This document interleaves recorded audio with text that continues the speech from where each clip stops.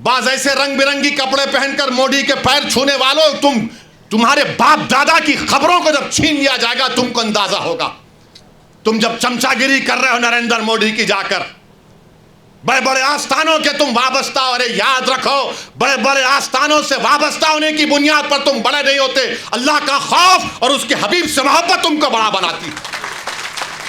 वहां जाकर बोले नहीं ऐसा नहीं है, अरे तुम्हारे बाप का है ये वक्फ, तुम्हारे बाप का वक्फ है ये अल्लाह के नाम पर किया गया वक्फ है, इसका मालिक अल्लाह है, सुबह क़यामत तक इसका मालिक अल्लाह रहेगा। मगर ये लोग जाकर चापलूसी कर रहे हैं, चमचागिरी कर रहे हैं। तो मेरे अजीज दोस्तों और बुजुर्गों, ये चीज़ों को देखकर मेरी आपसे अदबन गुजारिश है कि आप लोग all India Muslim personal law board ने जो फैसला लिया है कि आप इस कानून के खिलाफ आप लोग QR कोड के ज़रिए या अपने लेटर के ज़रिए या ईमेल के ज़रिए आप जॉइंट वर्किंग कमेटी को भिजाइए, अपना प्रोटेस्ट लॉन्च करिए। 15 सितंबर तक आखिरी तारीख है, या तो अंग्रेज़ी में होगा या हिंदी में होगा। मेरी आपसे गुजारिश है कि इसका आगे बढ़कर हिस्सा लीजिए। याद रखो मुसलमानों, हमने एक मस्जिद को खो दिया, तुम और कितनी मस्जिदों को खोने के लिए तैयार हो। एक मस्जिद को हमने खो दिया। याद रखो अगर ये खुदा ना खास्ता कानून बनेगा तो सिर्फ काशी मथुरा नहीं, कोई मस्जिद नहीं बचेगी भारत में जो झगड़े शुरू हो जाएंगे। मस्जिदों को बंद कर दिया जाएगा, कलेक्टर बोलेगा नहीं मस्जिद नहीं है, खानकाहों को दरगाहों को बंद कर दिया जाएगा। इस तरह का गंदा कानून नरेंद्र मोदी बना रहे हैं। और अजीत पवार का मैंने एक इंटरव्यू पढ़ा अखबार में, उन्होंने कहा कि हम महाराष्ट्र के विकास के लिए मोदी का साथ दे रहे हैं, सेकुलरिज्म पर हम कॉम्प्रोमाइज नहीं करें। तो अजीत पवार, अगर सेकुलरिज्म तुम में जिंदा है तो तुम खुलकर इसकी मुखालिफत करो, बोलो तुम जाकर मोदी को यह कानून गलत है। जो छत्रपति शिवाजी को मानने वाले हैं, क्या तुम भूल गए कि छत्रपति शिवाजी ने रत्नागिरी में उस दरगाह को 652 एकड़ जमीन दी थी? ये कौन सी तुम्हारी मोहब्बत है? ये हमारी जमीन है, हमारी जायदाद है, अल्लाह के नाम पर इसका मालिक अल्लाह है। तुम हमसे छीनना चाह रहे हो। तुम्हारा दिल नहीं भरा 6 दिसंबर से, तुम्हारा दिल नहीं भरा दिल्ली की सड़कों पर हमारे खून की होली खेलने से, तुम्हारा दिल नहीं भरा हमारे बच्चों का इनकाउंटर करने से, तुम्हारा दिल नहीं भरा बुलडोजरों से हमारे घरों को तोड़ने से, तुम्हारा दिल नहीं भरा हमारे बच्चों के सरों से हिजाब खींचने से, तुम्हारा दिल नहीं भरा हमको इस मुल्क की शरीयत खत्म करने का कानून बनाया। अब तुम हमको हमारे वजूद को मिटाना चाहते हो। खुदा की कसम हम अपने वजूद को मिटने नहीं देंगे इंशाअल्लाह ताला। हम अपने वजूद को मिटने नहीं देंगे इंशाअल्लाह ताला। तो मेरे अजीज दोस्तों और बुजुर्गों, मेरे अजीज दोस्तों और बुजुर्गों, मेरी आपसे दबन गुजारिश है कि महाराष्ट्र के असेंबली इंतखाबात आने वाले हैं। मैं आपसे अपील कर रहा हूं, जो लोग वक्फ की जायदादों को बर्बाद करने आ रहे हैं, आप और हम मिलकर उनको इंशाअल्लाह बर्बाद कर देंगे सियासी तौर पर। मेरी आपसे अपील है कि मैं यकीनन कह रहा हूं कि इस महाराष्ट्र की विधानसभा में आपको इम्तियाज जलील को और मंजलिस के नुमाइंदों को भिजाना जरूरी है। तुम्हारी आवाज हो, अगर तुम्हारी आवाज नहीं होगी तो कौन आवाज उठाएगा? तुम नहीं देखते पार्लियामेंट में क्या हो रहा है? तुम नहीं देख रहे पार्लियामेंट में कौन पुकार रहा है दीवानों की तरह? क्या तुमको नजर नहीं आ रहा कि किसके कलेजे में, सीने में, किसकी आंख में आंसू है जो तड़प तड़प कर देख रहा है कि मेरे बर्बादी का कानून मेरे आंखों के सामने बनाया जा रहा है? कौन होगा तुम्हारी आवाज को? छोड़ो इन चीजों को। कभी अपनों को भी तो अपनाओ, कभी अपनों को तो समझो। जो तुम्हारे लिए दिनों रात मेहनत कर रहे हैं उनकी आवाज बनाकर भिजाओ। यकीनन हराना है इंशाअल्लाह ताला, इन लोगों को हराएंगे इंशाअल्लाह ताला। मगर हराने का मतलब यही नहीं है कि तुम अपनी आवाज का गला घोट दो। तुम अपनी आवाज का गला घोट कर कैसे दूसरों के सर पर ताज रख सकते हो? मुझे बताओ। ये तो नहीं हो सकता मेरे भाई। तो मेरी आपसे गुजारिश है कि इस बात पर भी आप गौर करिए। हम लड़ रहे हैं और लड़ते रहेंगे इंशाअल्लाह ताला। और अगर मोदी ये कानून बनाते हैं तो जैसा कि पर्सनल लॉ बोर्ड ने फैसला लिया कि अगर एहतजाज होगा मोदी जी तो आप हमारे वजूद को मिटाना चाह रहे हैं, बेहतर यह है कि मैं रोड पर आकर अपने आप को खत्म कर लूं, मगर अपने घर में बैठकर अपनी जायदादों को छीनना नहीं देख सकता जो अल्लाह उसका मालिक है। मैं घर में बैठकर नहीं दे सकता कि जिसका मालिक अल्लाह है उसको जायदाद को छीन लिया जाए।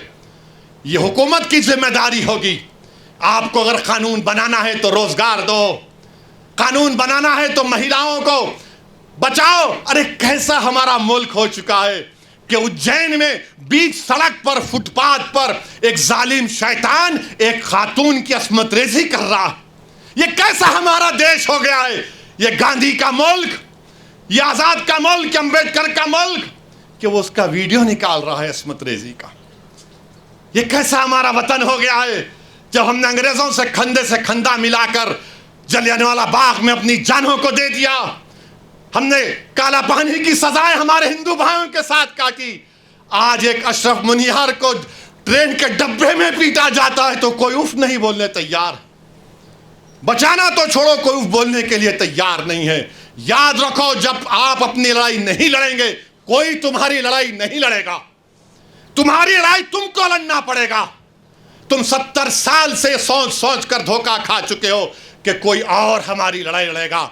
नहीं मेरे भाई, तारीख में अगर नाम लिखा जाना है तो यह वक्त है अपनी लड़ाई लड़ने का। यही वक्त है अपने वोट से अपने नुमाइंदों को औरंगाबाद से भिजाने का।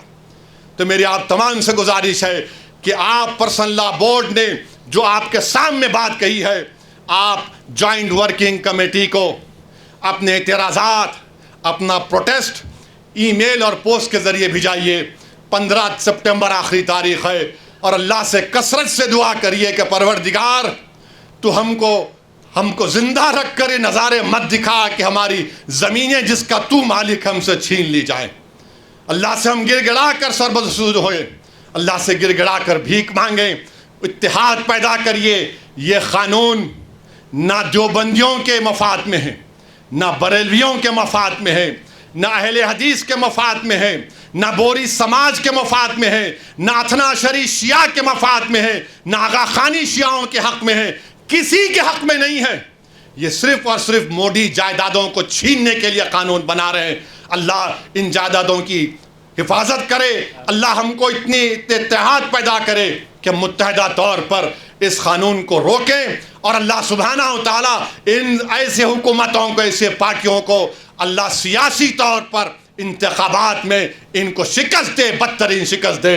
अब फिर वफ़ की जायदाद को बचा रहे हैं बीजेपी वाले, बोलते नंबर ही झूठे हैं। मौजूदा कानून ये कहता है सेक्शन 52 में अगर कोई वफ़ की जायदाद को चोरी करता है, जायदाद को बेचता है तो 2 साल क़ैद बामुशक्क़त सज़ा है, 2 years rigorous imprisonment. Modi ji फजीलतुल Sheikh हैं, हजरत मौलाना हैं, हजरत इबलीस की तालीम याफ्ता मदरसे के तालिब इल्म में गोल्ड मेडल मिला उनको। उन्होंने कह दिया कि 2 साल रिगरस इम्प्रिजनमेंट नहीं, 1 year सिंपल इम्प्रिजनमेंट। 2 साल क़ैद बामुशक्क़त की जगह 1 साल। पहले नॉन अवेलेबल था, मोदी जी बोले जेलों को खाली कर दूंगा, वफ़ को लूटो। अब अवेलेबल कर दिए। पहले जुडिशल मजिस्ट्रेट के पास, फर्स्ट MM के पास, बोले नहीं नहीं ज़रूरत ही नहीं है, मैं हूं तो मुमकिन है, ये काम कर दिए। फिर उसके बाद आप देखते हैं कि लिमिटेशन का कानून, लिमिटेशन का कानून क्या है कि अगर आप किसी की ज़मीन पर 12 साल एडवर्स 12 साल आप काबिज हैं तो आप ओनर बन जाते। वफ़ के कानून में नहीं है, आप 11 साल रहो, 100 साल रहो, 200 साल रहो। इसीलिए रत्नागिरी में वो जो मुतवल्ली जिसको छत्रपति शिवाजी ने जायदाद दी थी वो 250 साल से वगैरह के कागजात हैं। अब अगर लिमिटेशन निकल जाएगा तो वो 250 एकड़ पर, बल्कि 652 एकड़ पर जो लोग काबिज हैं वो सब मालिक बन जाएंगे। मोदी जानते हैं कि पंजाब में कई ऐसी जायदादें हैं जो खाली पड़ी हुई है। तो मोदी जी बोले, एक मीटिंग में मोदी बोले मैं ड्रोन भिजा के मालूम कर लेता हूँ, जाके देखो गूगल पे आप। तो शायद नरेंद्र मोदी ने ड्रोन भेजा होगा पंजाब को और रत्नागिरी को, देखा कि अरे हाँ यहाँ पर फ़ायदा है। मेरे भाई, लिमिटेशन का जो मामला है, हिंदू एंडोमेंट बोर्ड में लिमिटेशन का सेम कानून है। अगर कोई हिंदू मंदिर की जायदाद पर 50 साल से भी काबिज है तो काबिज है। वो मालिक नहीं बनता। मोदी कह रहे हैं तू काबिज है, मैं तुझे मालिक बनाऊंगा। ये इस कानून में लाया गया है। और फिर उसके बाद आप देखते हैं कि ऐसी ट्राइब्यूनल का मामला है। ट्राइब्यूनल जो है, वक्फ का एक ट्राइब्यूनल होता है। अगर कोई हिंदू भाई ये कहे, मिसाल के तौर पर समझा रहा हूं, कि अगर औरंगाबाद में एक जायदाद को वक्फ कर दिया गया तो कैसे वक्फ होती है? गवर्नमेंट का एक सर्वे कमिश्नर होता है, गवर्नमेंट का, महाराष्ट्र सरकार का। वो सर्वे कमिश्नर जाकर देखता है कि भाई ये वाकई में जो वाकिफ है उसकी जायदाद है नहीं। वो जब मुतमईन हो जाता, सर्वे कमिश्नर महाराष्ट्र की सरकार को लेटर लिखता है कि इसका मालिक फलां शख्स है, इसको वक्फ किया जा सकता है। महाराष्ट्र की सरकार गजीट इशू करती है और उस गजीट का मुखालिफत मुसलमान 1 साल तक कर सकता है और गैर मुस्लिम कभी भी कर सकता है। अब उसके बाद वो ट्राइब्यूनल को गया। ट्राइब्यूनल में जैसा कि निसार साहब ने बताया कि यहाँ का डिस्ट्रिक्ट सीनियर जज ट्राइब्यूनल का जज होता है, एक शख्स जिसको इल्म मालूम, उनका तखर्रुर, और एक गवर्नमेंट की तरफ से। अब मोदी जी बोले कि नहीं नहीं नहीं, ये ट्राइब्यूनल का फैसला फाइनल कैसे होगा, फाइनल नहीं हो सकता है। और मोदी जी ने क्या किया? रिटायर्ड डिस्ट्रिक्ट जज और एक रिटायर्ड गवर्नमेंट एम्प्लॉय वो तय करेगा। मेरे भाई, जब आप रेलवेज का ट्राइब्यूनल है, आरसीटी, एनजीटी, एयरपोर्ट का AIT, national waters dispute tribunal NBWDT, national consumer dispute redressal commission, income tax appellate tribunal, national company law tribunal, appellate tribunal for electricity, intellectual property appellate board, CAT, competition appellate tribunal, arm forces debt recovery tribunal, securities appellate tribunal, telecom dispute settlement appellate tribunal. ये सब final है, ये सब final है, मगर हमारा tribunal क्यों नहीं फाइनल होगा? और आरएसएस वाले झूठे हैं, बीजेपी वाले झूठे हैं, शिंदे वाले झूठे हैं, कह रहे हैं कि नहीं ये फाइनल कैसे होगा, अपील नहीं होगी। अरे दीवाने, रिवीजन पिटीशन डाला जाता है। ये तमाम 15 ट्राइब्यूनल का डिसीजन फाइनल है। इसके खिलाफ हाई कोर्ट में जब जाते हैं तो रिवीजन जाता है। लाखों करोड़ों केसेस कोर्ट में पेंडिंग है, ट्राइब्यूनल से जल्द फैसला होता है।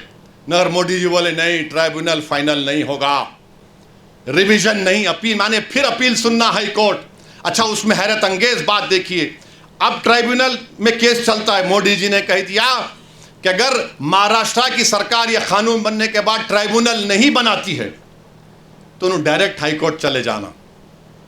अगर ट्राइब्यूनल बनाती है, नहीं बनाती है, तो मोदी, महाराष्ट्र की सरकार बोलेगा आप हिंदू एंडोमेंट ट्राइब्यूनल के पास चले जाओ या किसी और ट्राइब्यूनल के पास चले जाओ। अगर 2 लोग हैं, एक बैठ गए तो उन्हें सुन ले सकते हैं।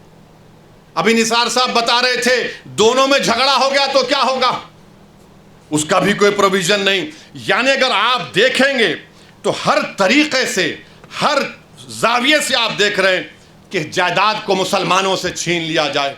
अच्छा, जितने मुतवल्ली हैं, सेक्शन 61 में अगर कलेक्टर मुतवल्ली साहब को लगे, मुतवल्ली ये दरगाह और मस्जिद को बोल दो एक तुम्हारी नहीं है, लिख कर दो जल्दी। अब मुतवल्ली साहब अगर दरगाह और मस्जिद को लिख कर नहीं दिए कि मस्जिद और दरगाह नहीं है, तो कलेक्टर उनको 6 महीने की सजा दे सकता है और 20,000 जुर्माना उन पर लगा सकता है। अब आप बताइए वक्फ कहां बच रहा है इसमें? अरे बीजेपी, आरएसएस, शिंदे वालों, ये जायदाद गवर्नमेंट की नहीं है, हमारे पुरखों की है, हमारे आबो अजदाद की है, ये प्राइवेट प्रॉपर्टी है। तुम कैसा इसमें मुदाखलत कर सकते हो? मकसद एक ही है कि मुसलमानों से वक्फ को छीन लिया जाए।